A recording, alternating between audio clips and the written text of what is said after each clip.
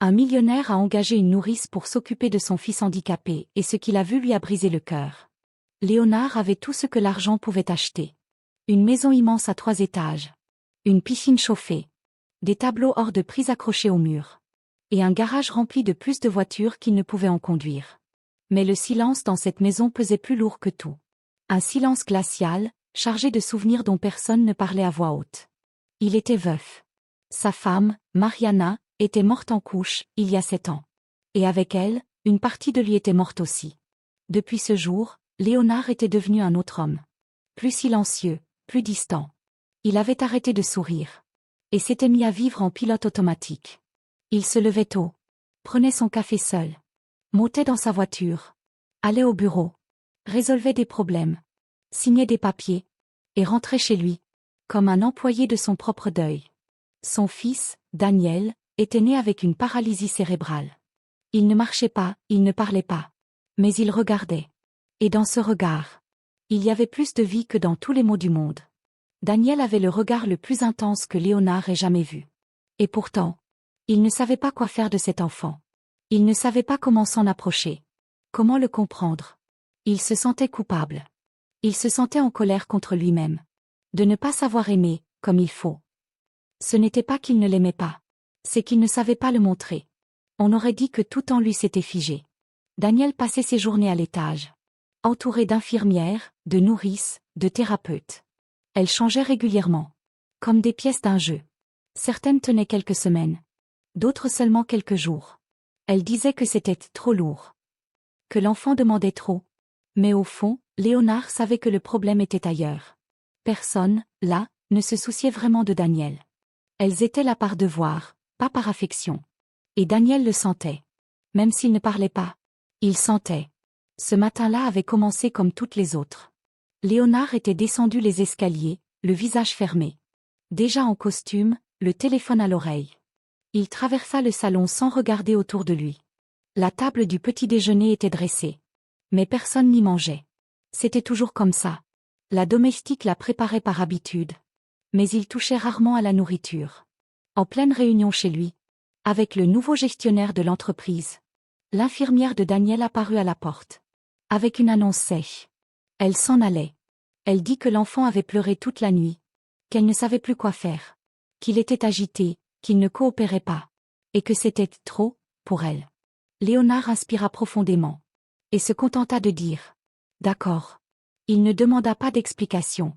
Il ne la supplia pas de rester. Il attendit qu'elle parte. Puis il resta là, figé. À regarder par la fenêtre. Il vit sa voiture s'éloigner. Et pensa pour la 1000e fois. Que rien ne fonctionnait dans cette maison. Cet après-midi-là. Il annula ses réunions, chose rare. Et monta lentement dans la chambre de son fils. Cela faisait des jours qu'il n'y était pas entré. La chambre était belle. Remplie de jouets coûteux. Et d'objets colorés. Mais malgré tout ça, elle était triste. Daniel était allongé sur le lit. Les yeux ouverts, fixant le plafond. Quand il entendit son père entrer. Il tourna légèrement la tête. C'était tout. Aucune autre réaction. Léonard s'assit dans le fauteuil du coin. Et resta là à le regarder. L'enfant avait le visage de sa mère. Et ça faisait mal. Ses grands yeux. Ses cheveux châtains et lisses.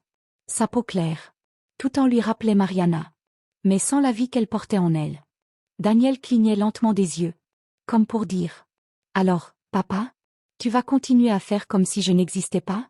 Après quelques minutes de silence, Léonard se leva. Attrapa la tablette posée sur la table de chevet. Et commença à chercher des agences. Il avait besoin de quelqu'un. Encore une nourrice. Encore une tentative. Il savait que ce n'était qu'un pansement. Mais il ne pouvait pas laisser son fils seul. Il fit 3 appels. Les 3 agences fixèrent des entretiens. Toutes viendraient le lendemain. Il éteignit la tablette. Se leva. Et s'approcha du lit. Il passa sa main sur la tête de Daniel. Daniel ferma les yeux. Comme si ce geste était un rare moment de tendresse. Et c'en était un. Léonard sentit sa gorge se serrer. Mais il ne laissa rien paraître. Il ravala son émotion. Et quitta la chambre. La nuit tomba lentement. Il dîna seul. La maison restait silencieuse. Mais c'était un silence inconfortable. Ce n'était pas de la paix. C'était de l'absence. Au milieu de la nuit, il entendit un bruit venant de la chambre de Daniel. Il s'y rendit. L'enfant pleurait doucement. Un petit sanglot. Comme s'il avait peur de déranger. Léonard resta figé sur le seuil. Il ne savait pas s'il devait entrer ou non. Après quelques secondes, il retourna dans sa chambre. Il s'allongea. Mais ne dormit pas. Le lendemain matin, les entretiens commencèrent tôt. La première candidate avait un CV impeccable. Des années d'expérience. Anglais courant. Elle parlait comme une professionnelle, qui maîtrisait toutes les techniques. Mais elle ne regarda pas l'enfant une seule fois. La deuxième était plus aimable, mais semblait effrayée. Elle posait sans cesse des questions sur la routine, comme si elle avait peur de le toucher. La troisième arriva en retard, et fut immédiatement écartée. Léonard songeait déjà à annuler le reste des rendez-vous, quand une voiture simple s'arrêta devant le portail. La femme qui en sortit était jeune. Cheveux attachés, vêtements simples. Rien ne la distinguait. Et pourtant, tout en elle semblait différent. Elle entra sans se presser, avec un regard calme. Quand elle vit Daniel, elle s'abaissa à sa hauteur. Elle ne salua pas le père. Elle salua directement l'enfant. « Salut, champion. Je peux m'asseoir avec toi ?» Daniel la regarda quelques secondes. Il ne répondit pas, évidemment. Mais il cligna rapidement des yeux. Un signe subtil, que seuls ceux qui faisaient attention pouvaient remarquer. Julia, c'était son nom, s'assit à côté du lit, comme si elle était chez elle. Léonard observa la scène en silence. Pour la première fois depuis longtemps, il sentit quelque chose bouger en lui. Ce n'était pas encore de l'espoir, mais c'était le début de quelque chose. Quelque chose qu'il ne savait même pas nommer. Il savait juste que, pour la première fois, peut-être que cette maison serait un peu moins vide. Julia était arrivée, avec un sac à dos usé, une fine chemise contenant quelques papiers, et une expression mêlant calme, et un certain poids dans le regard. Ce n'était pas le genre de personne qu'on regarde en pensant « Celle-là, elle va tout changer ». Elle semblait ordinaire. Mais dès qu'elle franchit le portail du manoir, l'énergie changea. C'était comme si elle n'était pas là, juste pour un travail. Elle était là pour une raison, que personne ne connaissait encore. Léonard ne descendit pas pour l'accueillir. Il laissa la domestique s'en charger. Il était à l'étage, assis dans son bureau, observant via la caméra installée dans le salon. Il voulait voir comment elle réagirait. Sans lui à proximité. Ce n'était pas de la méfiance. C'était une habitude. Il observait toujours d'abord. Julia entra.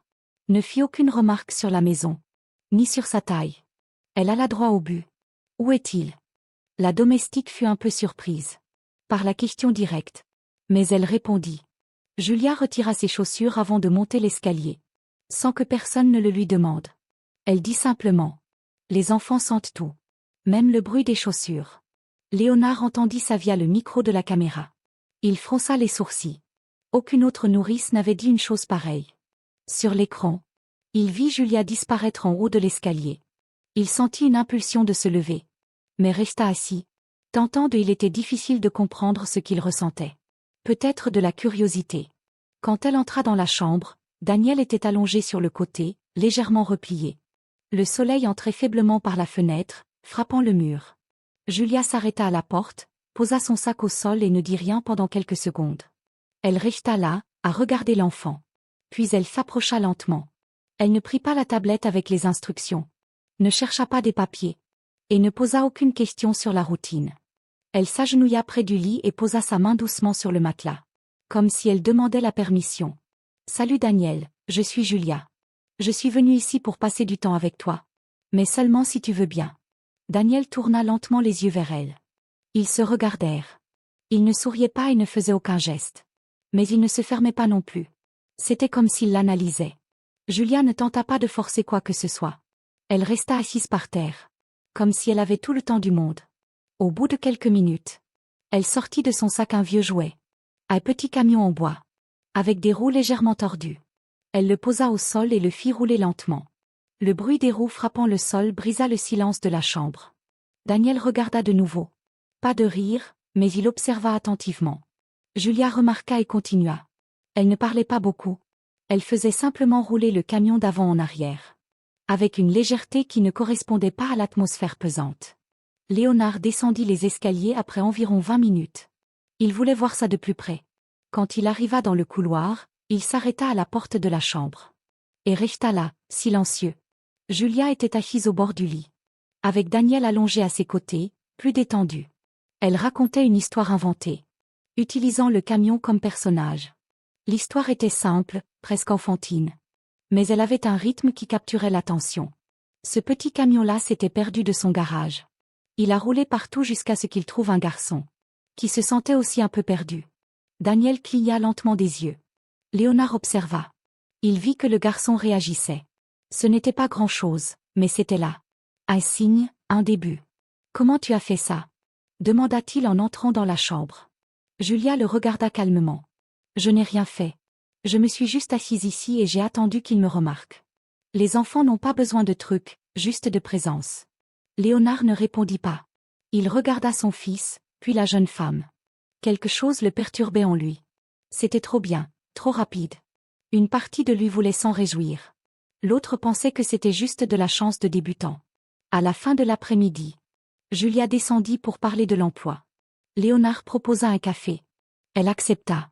Ils s'assirent à la cuisine. Chose rare dans cette maison.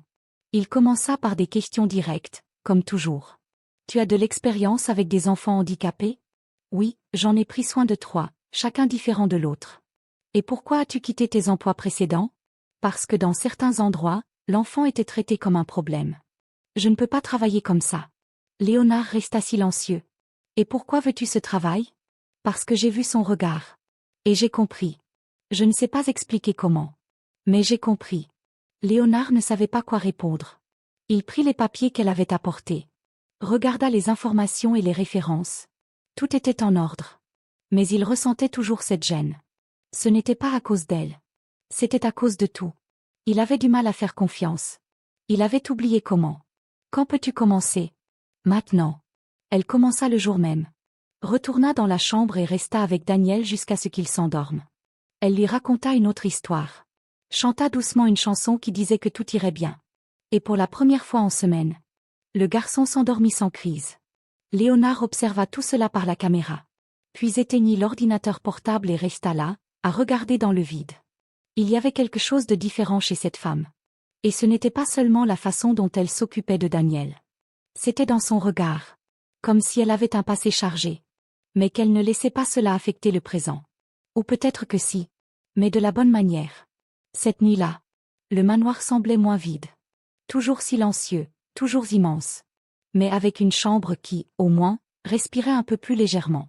Les premiers jours, Julia n'essaya pas de tout changer. Elle ne débarqua pas pleine d'idées ou avec l'urgence de montrer des résultats rapides. Elle s'approcha doucement, respectant le temps de l'enfant. Et cela fit toute la différence. Dès le premier jour, la chambre de Daniel, toujours pleine de jouets coûteux, de livres à grosses lettres, d'appareils de stimulation, tout très technologique, très neuf, mais toujours restait là, quasiment inutilisé. Julia ne chercha rien de tout cela. Le deuxième jour, elle apporta une simple boîte de chez elle. Avec des peintures, des crayons de couleur, des feuilles de papier, des jouets faits à la main. L'un d'eux était une petite poupée en tissu, avec un visage brodé, légèrement de travers. Léonard observa tout cela par les caméras. Il s'était habitué à la surveillance à distance. Il avait toujours son téléphone en main, jetant un coup d'œil rapide à ce qui se passait là-haut. Ce n'était pas qu'il ne lui faisait pas confiance. C'était la seule façon qu'il connaissait pour se sentir en contrôle. Ce matin-là, Julia mit de la musique douce dans la chambre. Ce n'était pas une chanson enfantine, ni agitée. C'était une musique calme, avec une voix douce. Elle s'assit par terre avec. Daniel prit un des crayons et commença à dessiner. Elle ne lui demandait pas de faire pareil. Elle ne lui demandait pas de répéter ou de suivre ses gestes. Elle faisait simplement et laissait les crayons près de lui. Au cas où il voudrait essayer. Daniel regardait tout avec curiosité. Parfois il bougeait lentement ses doigts, comme s'il réfléchissait à savoir s'il pouvait toucher. Et quand il touchait enfin quelque chose, Julia souriait légèrement, sans fête, sans exagération. Comme si elle disait « C'est bon, à ton rythme ». Léonard descendit en milieu de matinée et monta à l'étage. Il n'avait pas prévenu. Quand il arriva à la porte, il vit Julia nettoyer les mains de Daniel. Avec un chiffon humide. Ses doigts étaient tous tachés de peinture bleue. Et il avait un trait sur le papier, presque sans forme. Mais c'était lui qui l'avait fait. « C'est lui qui a fait ça ?» demanda Léonard, surpris. Oui, il a pris le crayon tout seul et l'a pressé fort sur le papier. Il a de la force, il n'aime juste pas l'utiliser. Daniel regarda son père. Léonard le regarda à son tour et resta là, sans savoir quoi dire.